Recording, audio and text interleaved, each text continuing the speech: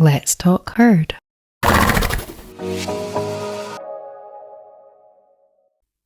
Hi, Sam. Thank you for coming. You're welcome. Hi, Camille.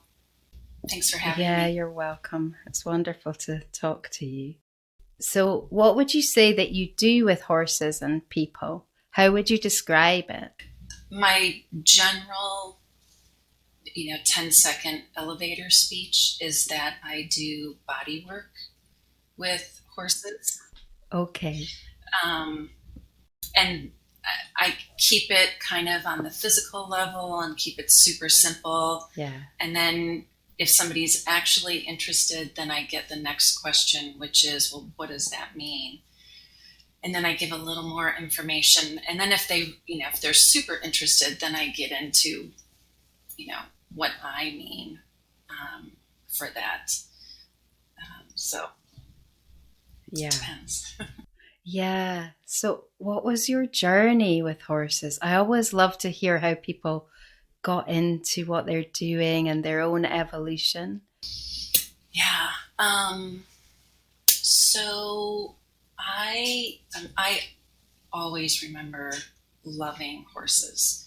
Um, I just never Yeah. had opportunity to be with a horse, except for I always seemed to have friends who had horses. Okay. And probably yeah, um, up until I was an adult, um, whenever I would think of being with horses, it was always at liberty. I grew up just riding bareback. I had no idea there was anything like riding lessons or 4-H or any of that. It wasn't until I was an adult when I started actually taking horse riding lessons. Um, so, yeah, my connection with horses was through friends' horses and in my dreams. I, to this day, I always have horses in my dreams. Oh, that's amazing. Can you describe your dreams? What happens in them? Oh, God, oh, you name it. But usually it's a white horse. Okay. I remember one of the first times um, I had this particular type of dream um, was when I was very young, and the horse was at my home in a barn, which at the time I was young, I didn't have a home at the barn. But this particular horse was at my home in a barn. Um, and it, I don't know if it was a he or she, um, he or she would just guide me around and just go on adventures together. Okay. So, Wow. Yeah. Would you be riding in the dream? no, I was, no, I should say never, Yeah. rarely riding. And if it was riding, it was going from point A to point B. And then once we would get there, it was always Right. this kind of face to face connection, Ah, okay. which Wow. nowadays is my favorite way to connect with a horse. I've not ridden since 2017. Yeah. So why did you stop? What happened with your evolution that you stopped? Well, we moved to our new place in 2015 with the intention of um, sharing our place with horses. And we adopted our first two horses in 2017. Okay. I had been volunteering at an adoption center rescue Okay. for several years, and I knew these Mm, horses, these two particular horses, yeah. quite well. One of whom I rode regularly, Yeah. Copper. Um, and then when they came here to our place, I promised them one is thoroughbred, Romeo, who has a really horrible injury, hind end injury, so he's not rideable. Mm, yeah. The Copper, the quarter horse, is the one I rode. But I I told both of them when they arrived that I wouldn't ask anything from them or of them for the first year they were here, that Okay. they could just be and Mm, decompress. yeah. And then af- after that first year, then I shared with Copper that if he wanted to ride, um, I would be open to it, and I would just wait for him to tell me. And he never has. Mm, yeah. Yeah, it's really similar to my um experience because pretty much the same year. I think it was 2017 when we moved to this where we are now, Hmm. the farm. And my dream at that point was to be able to completely dive into the dialogue, the energetic dialogue that I do with the herd, and just follow that, and just kind of set everything else aside. And so, yeah, we're deeply into that. Mm. And I wouldn't say it because I do ride the livery horse that we have, his guardian. Um, Mm. but very recently, just in the last year, one horse in particular, my real soul horse, she has begun to invite me to get on her. Oh, wow. And it's just, yeah. Nice. Yeah, I mean, it really is wow because she's never been ridden before. Oh my gosh. And Wow. funnily enough, she's the only one. Yeah, she's the only one who hasn't been ridden Hmm. out of the whole herd, and the only one who has offered, I would Interesting. say, fully. Because yeah, because I kind of it took me probably that whole time to let go of the uh, agenda, I suppose, of Mm-hmm. even wanting to be asked and wanting to want because we went through this stage because at first it was, is it okay, and it was okay for some of them Mm-hmm. that I got on them, although I only really did that with a couple of the mares, and it felt amazing, but it was okay, but it wasn't being invited. And then this idea Mm. of being invited came into it. And Yeah. yeah, so that's where we are, but we haven't gone very far with that at the moment in terms of actual Oh, interesting. practical doing. Like when I get on her, she we go and stand with the herd, and we just stand, and it's kind of like a meditation. Or Sure. yeah, so yeah, it's really fascinating to hear. So do you have, yeah, do you have any sense from her what that is for her? What that experience is for her? I feel Like like the two of you together? yeah, we just have this sense that we are being one being. That's the words that come. And there was one time when I really felt that kind of just kind of, it kind of amplified. And I just knew that was what we were doing. We were being this one being. And then she really wanted to go. And I've said this before, she wanted to go and explore with that physically. She wanted to go out of the barn, and and at that point I got kind of scared, and I was like, this is too soon for me, because she's a big, really big athletic horse. So I sort of put the brakes on. So recently, Mm-hmm. recently I've been feeling a lot more ready, and she's not so ready to do that. So it's like but in my, Okay. what I feel we're doing is This little vibrationally. dance. Yeah, I feel like there's this really, really powerful, and I always try to explain it, sense that's deepening all the time of being carried. It's like it's almost like, it is like riding, but it's like energetic Mm.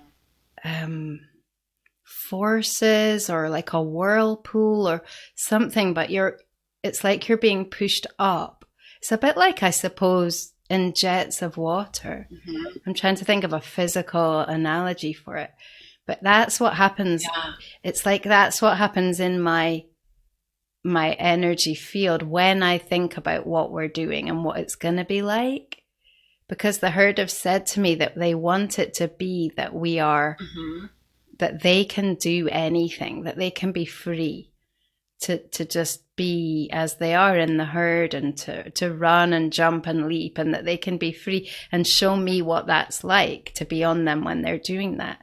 And I just feel that this energy is what's going to make that happen. And it's Mm. kind of becoming more and more real, in a sense of being able to feel it, but it's not come into physical reality yet. So that's where we are. Yeah. Interesting. And so is it a physical feeling for you? Do you feel it embodied somewhere? Or is it more of an overall energetic? When I imagine it, or when I sense it, it feels, it's hard to describe. I suppose it's a state of energy, but it does feel quite physical, in that it feels like a way that I would be held, like a magnetic force. But it's kind of it's all connected with how I feel energy. So I'm not sure I can really distinguish, because I feel, you know how when you say, Sure. what's your energy body, what's your physical body? Everyone feels Yeah. it so differently. So but interestingly, when I ride the other horse, when I ride him, and I ride him bitless and without a saddle, and it's all quite, I try to make it as um, listening as I can. But I think of it, sometimes I invoke it when I'm riding him, and it still feels quite unformed on the physical level. Mm-hmm. It's to do with I think it's to do with them, though. I think it's to do with their willingness, them being Mm-hmm. alive, and I think they create it. They are the Mm-hmm. ones who will give us that gift, because they want to, and because they're choosing to. And so, yeah, I think it has to be from them. Yes. Yeah, I Yeah. agree. Yeah. So, yeah. Yeah. Yeah. And this is where um, what you're saying,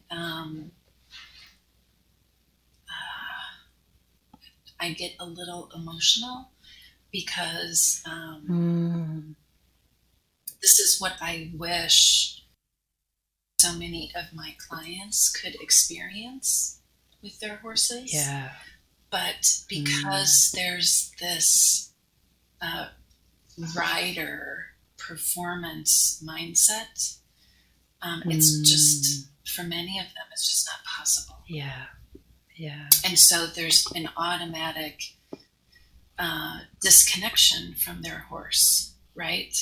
Because they're not Yeah. So true. allowing that openness, that Yeah. energetic openness of exchange. Yeah.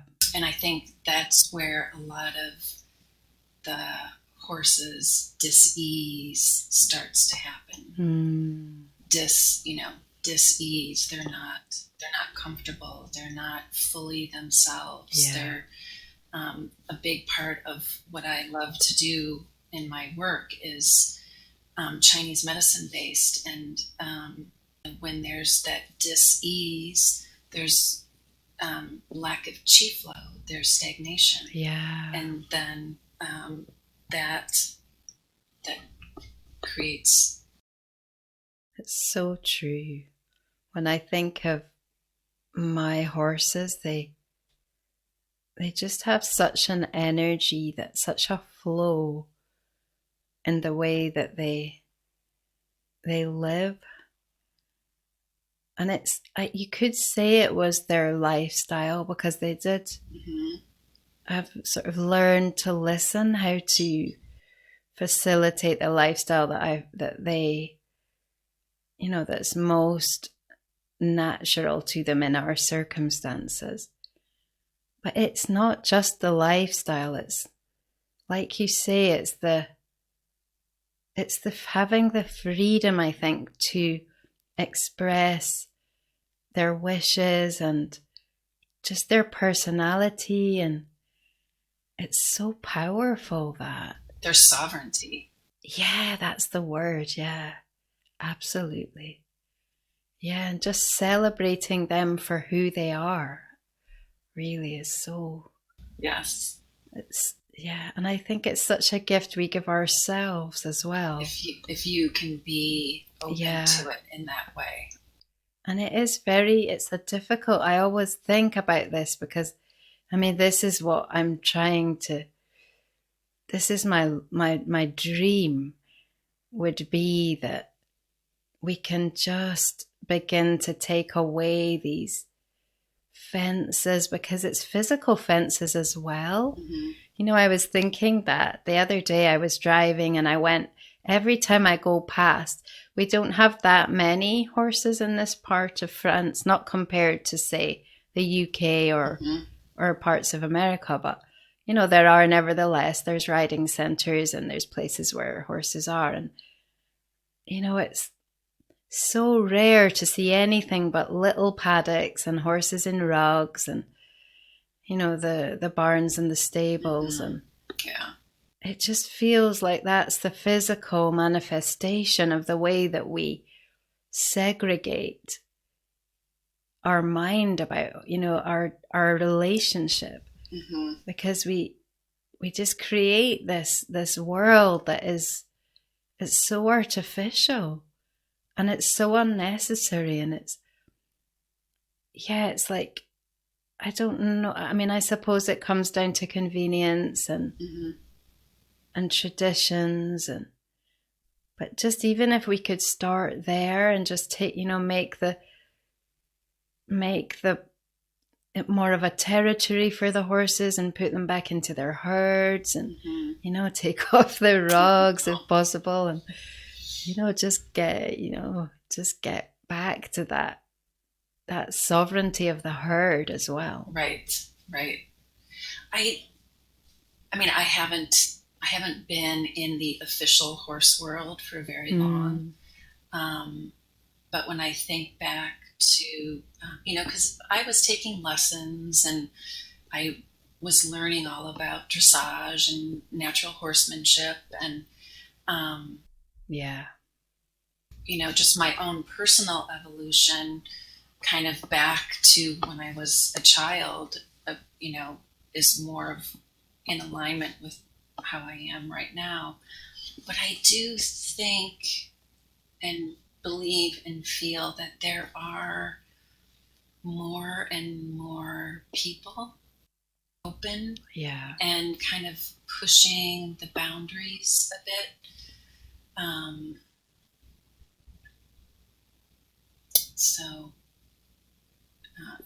We can all, we can all push our own little boundaries, because even our situation here, it's not ideal. So within our constraints, then we do as much freedom of expression as we can. We try to give them as close to a natural way of living as we can. And yet all of our equine are rescues with, multiple issues. So we have to, kind of balance all of that. But if each person pushed their boundary and opened up to the horse's sovereignty a little more, I think they would meet us and continue to show us the way. I'm pretty sure you're familiar with Stormy. Her group, Many Paths to the Heart, I think. Yes. We were actually going to do a podcast, yeah. Oh, good. Yeah, she would be wonderful. She's really carrying the flag for autonomy with horses, and really, it's such an activist. I think, I'm not sure she would call herself an activist, but a very peaceful activist in terms of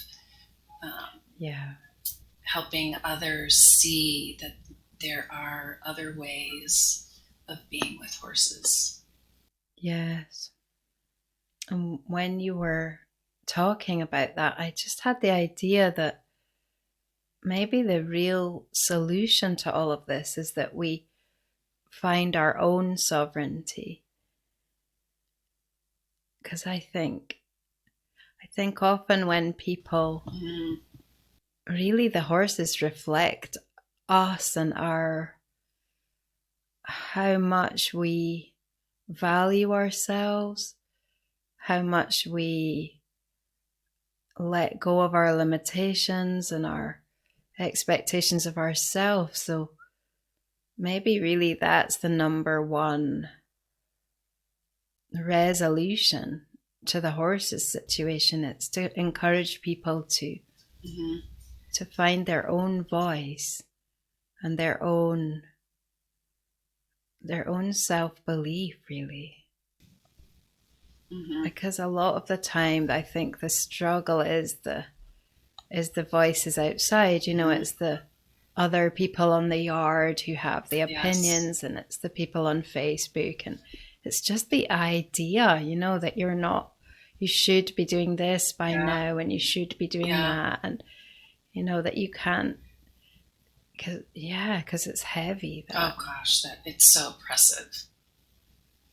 So oppressive. And that's kind of how that's kind of how I started heading in this direction, because once as an adult, I had this opportunity to be with horses. It was at a barn. I was taking natural horsemanship lessons, and then I started working at the barn, and I was repeatedly admonished by the barn staff for being too soft. And I was really struggling because I knew what all the books said, how you were supposed to be with horses, and I knew what all the people in videos said, and I had, reams of CDs teaching me how to disengage the hind and all these different things. And yet my natural, childlike part of me, the part of me that was so connected to the horse when I was young, I was like way far away from that, so far away from that. Yeah. And when we moved to the place where we're at right now, it was really a blessing, because I broke away from that barn. It was just too far. And so and then I had my own horses right here, and I was their guardian. I do not say that I own them. I'm their Yeah. guardian. I got to decide Yeah. how I was going to be with them. And, you know, obviously it's not perfect. I, try different things, and sometimes they work and sometimes they don't. And I can remember very early on, so I said that I gave the horses our first two a year, and I wouldn't ask anything of them. And then around the year time, my thoroughbred Romeo, who is so in Chinese medicine we have 5 elements, and one of the elements is the wood element. And if there was going to be a poster horse for the wood horse, it would be Romeo, the thoroughbred. And it was springtime, and he was pushy and aggressive, and he, Okay. he was really showing his true personality, maybe at an extreme. And I was shocked and surprised and felt a little insecure with my skills. So I asked my farrier, who was also a trainer, if he would come help one day. And we were 5 minutes into it, and I just thought, oh my gosh, I can't do it. He's going to kill him or hurt him, or Romeo is going to hurt farrier. And so I had to completely step away from that whole aspect of training. And that's when I was really forced to go really deep and just listen with my whole being. Yeah, that's so beautiful. Yeah. And I think that's like, it's like the cutting edge for me. This place we're at now. I think that we sometimes need to remind ourselves that, we are creating what horsemanship is in everything we do, in every moment. It's not, it's not all written, and we don't have to go back to the masters, the old masters. There is an evolution, and we are discovering that, and we can take off the blinders and realize that. And I think you do have to do like you have to take yourself out of that world to some degree, because when you come up against that, when you were talking about that, the pressure that you had at the yard when you were too soft with the horses, it reminded me of, because I very rarely come up against that now with my horses, because we're in our little paradise here. But when we were first here, one of the older horses, he got this problem with his throat where he couldn't swallow. And usually I just do my treatment and they're fine. But this time it was like there was something just went wrong and he couldn't come back. So we took him to this vet, and he went on we borrowed a little lorry from someone, or he came and drove us over there. And, he wasn't well, and he hadn't gone anywhere for a few years. And so we come off I'm leading him off the trailer, and he just wanted to stand and look around because he was away from his herd in a completely new place, I mean, and I was just standing with him, letting him look around, and we were just breathing a little bit, and the vet was, oh, you have to hurry, you have to come. Ale, why are why are you standing around? And, Right. So forceful. And I was like, whoa. I was like, hang on, just Right. relax, but then it's very hard. It's hard to do that because you feel like you really have to get, hard to push away that energy. And in a way, I think it makes people more defensive, and so they get more aggressive about it. Oh, 100%. And their whole energy was so aggressive. Yeah, and it was so I find, like you, I just have to, really cut that whole aspect out. Yeah. So that I have that space. And a lot of it is just giving yourself that gift of time and space. And you don't have to do anything right now. Right. It's yeah. But it's so not the way the external world is for most people, right? Because there are deadlines and time constraints, and they have 45 minutes at the barn, and so they only want to take 3 minutes to groom and tack their horse, because then they have 30 minutes for their lesson, and then they can, it's just chunked into these time slots. And that's the process for someone to get to a medal or a ribbon that they're trying to get to. Yeah. And it just makes me so sad, because I think they're missing the greatest gift, which is this true connection with these amazing beings. And you said something earlier about maybe remembering our own sovereignty will help us remember the horse's sovereignty, or something like that.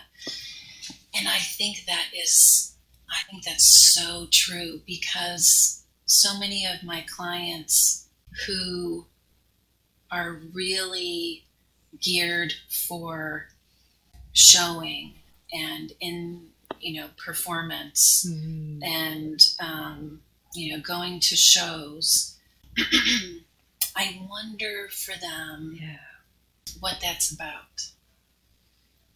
What is that medal or ribbon giving them?